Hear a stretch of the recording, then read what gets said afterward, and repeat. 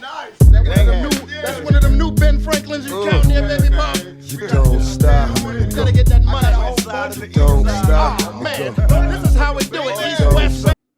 What up, people? Welcome to another episode of M5verick Mentality in collaboration with UFO Podcast. So today we're going to talk about why women without a business or without an operational organization, nonprofit, etc., are overwhelmed by social media. So talking about this today just because over, I guess, maybe the past few months on UFO Podcast with the squad, shout out Carlton and Christina Miles, I think a foundation around relationship talk has been what men and women both bring to the table and how things are different from the original relationship from the past. A lot of that conversation is based in social media and the men taking the side of women being distracted by social media. So I wanted to get on here and provide my own unpopular perspective on why women without a business can fall victim to the harm of social media or the distraction of social media, if you want to call it that. I'm gonna kind of go left real quick and then bring it back in. For those of y'all that listen, y'all know how I talk, so fuck it. All right.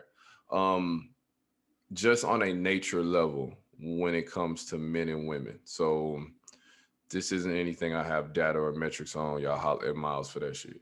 But women are built naturally to receive energy. So when you think about male and female reproductive system in society, how men and women court each other and how we come to be a union, typically it's natural for the man to pursue and give energy and assert energy, and for the woman to receive and nurture and reproduce the energy that's given. You know, as you look at sex, right? You have a man with a penis, a woman with a vagina.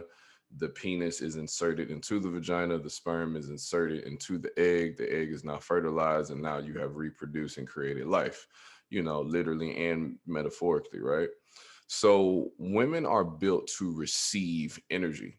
So when we think about just that concept on a broad level, and we think about social media and we think about the type of energy that's out there for women to receive on an abundant level, women without a solidified concrete purpose on social media can easily become overwhelmed by all of the energy that they have to take in and filter out.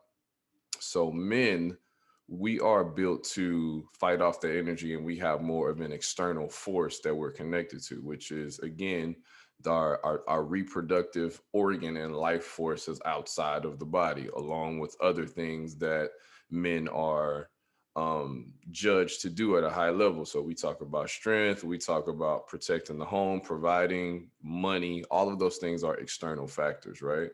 We talk about women, a lot of the woman's energy comes from, you know, internally, which is why women have been coined to be more intuitive, and women's intuition and all the other shit that I just talked about. You know, I ain't no scientist, but I think by now y'all get what I'm saying. So it's very easy for women to be manipulated by all types of things that they have to digest and filter out if it's not concentrated. So a lot of times what can happen is that a woman without a business, so a woman who's not getting on social media to promote a service or promote a product or promote her organization, you know, etc. She's getting on social media, and more than likely she's browsing anywhere from current events to fashion to fitness models to, you know, guys, you know, whatever types of guys she's into, fitness guys, guys with, you know, beards, whatever, right? Whatever catches her attention, right?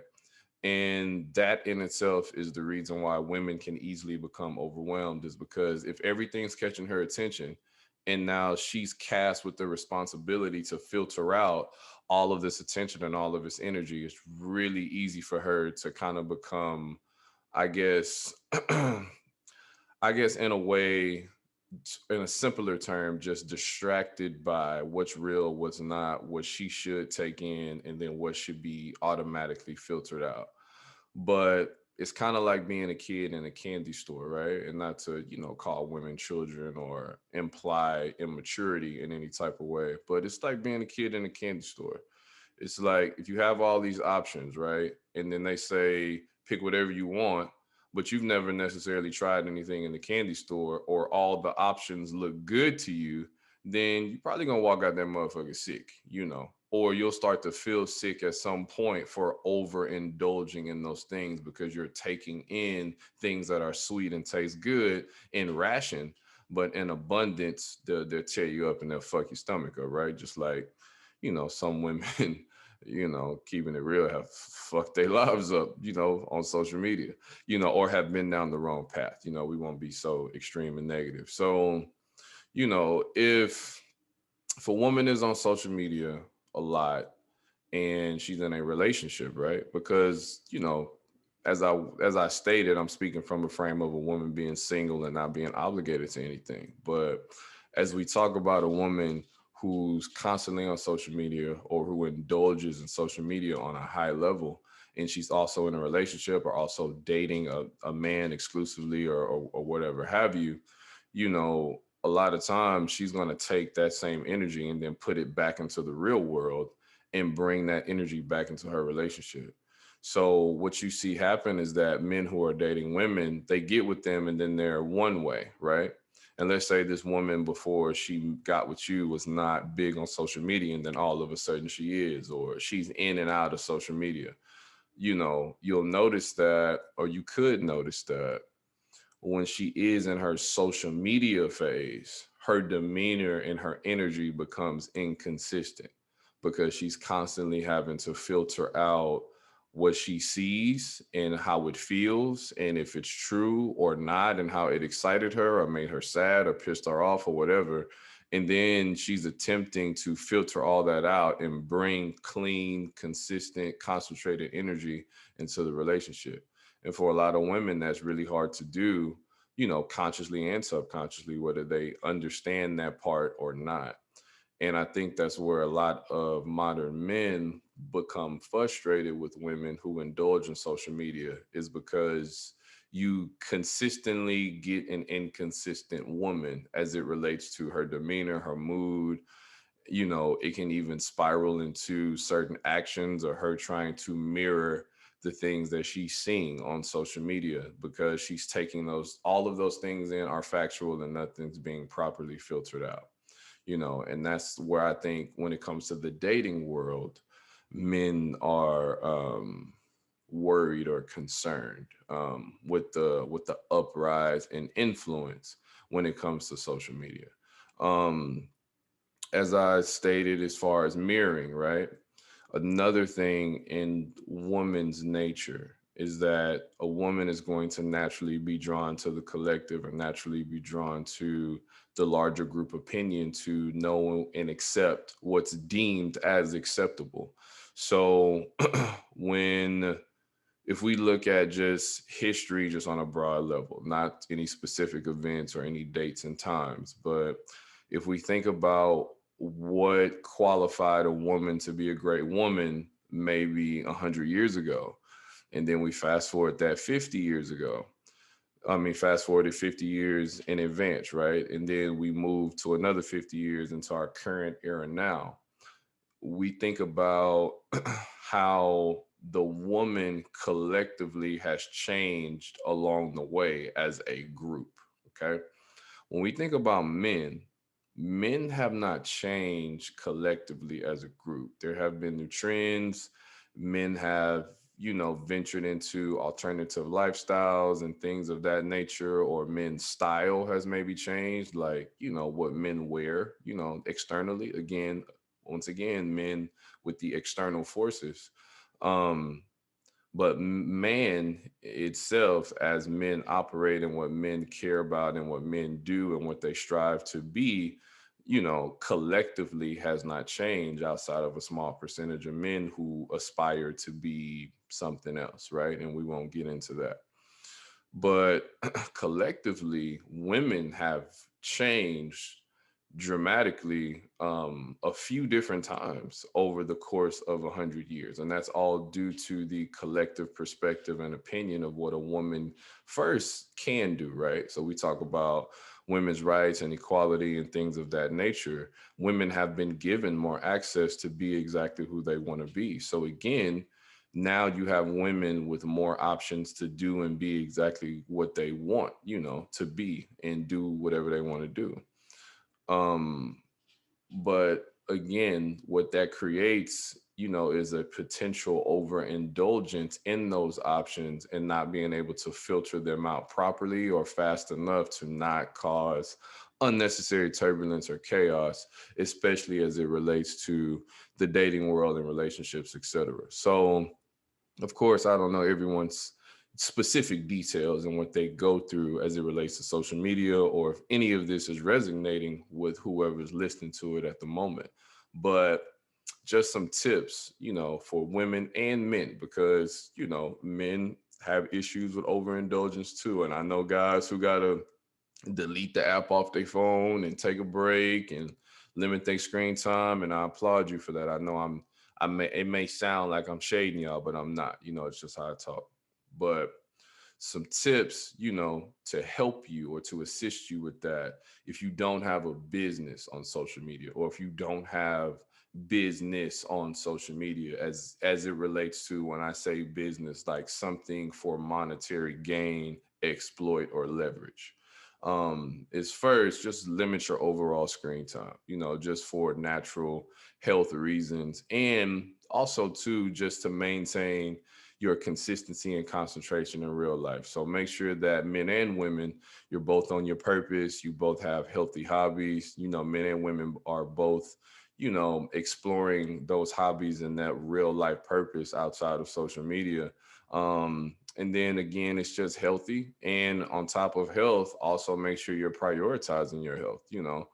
I'm pretty sure there's people who may spend hours in front of their phone and they're not eating properly because of it, or they're not sleeping at night because they can't cut out their screen time while they're laying in the bed, on top of the TV being on, and, not really keeping their stress levels low in real life, or they have, stuff going on at work, etc., kids, husband, wife, the list goes on. So the less time you can spend on your phone, if you don't have to be on your phone, the better, right? And that's easier said than done, but I think you tackle that by making sure your real life purpose and goals are aligned, um, and take the front seat and primary source of your energy, and making sure that you have hobbies and fun things you like to do in real life outside of being on your phone. Okay. Um, when you are on social media, it's just tip number two. When you're on social media, be intentional with what you're looking at.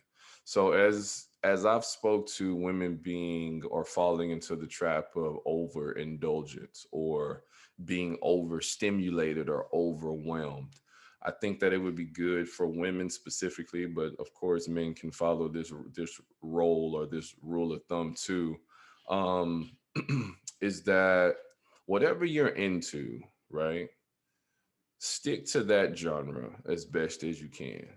And then find people in that genre who are healthy in that genre. So, what I mean by that is, let's say you're into fitness, right? And you're following fitness people, okay? We're still broad here. And then you find a fitness person that, catches your eye, they're attractive, you like their workouts, etc. Okay.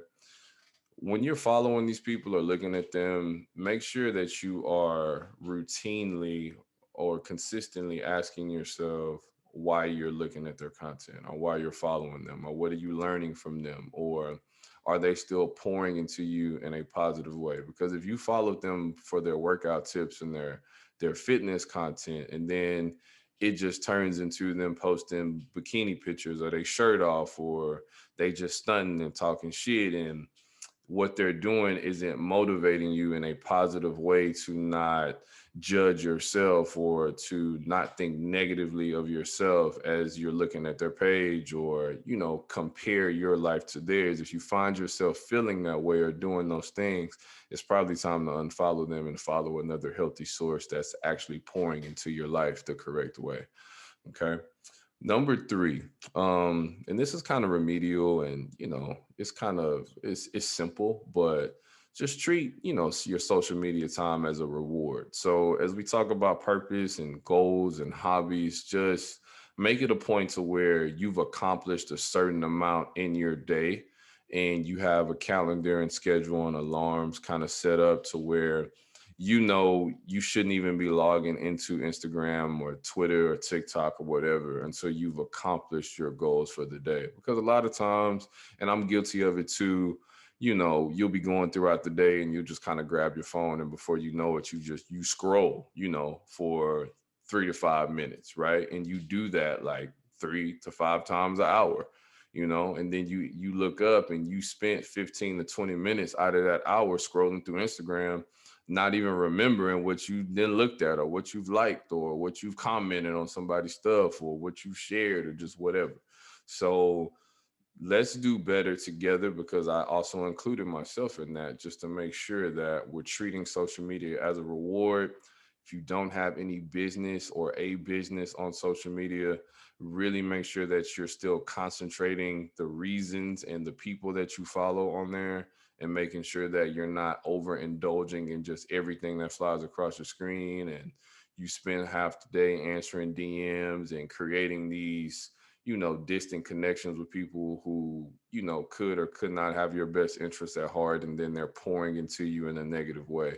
So as I'm speaking to women, just make sure that you're monitoring these things just for yourself first. We're not even talking about you necessarily trying to be a good catch for a man or making sure you're attractive to potential suitors. Like, we ain't talking about that shit right now. I'm just worried about women being healthy, because I do know, and I've seen in multiple cases firsthand, how overindulgence in social media can really tear down the fiber of real life dynamics, real life friendships, family dynamics. Things that are posted on Facebook or Twitter can be misconstrued or can hurt the people that are closest to you, directly, or indirectly.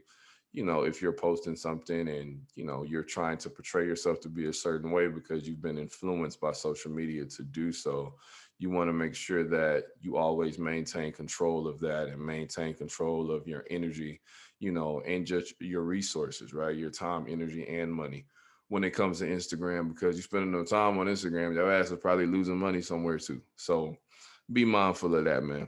I see y'all later. Peace. Nice. That's one of them new Ben Franklins you counting there, baby, Bob. You don't stop. Gotta get that money.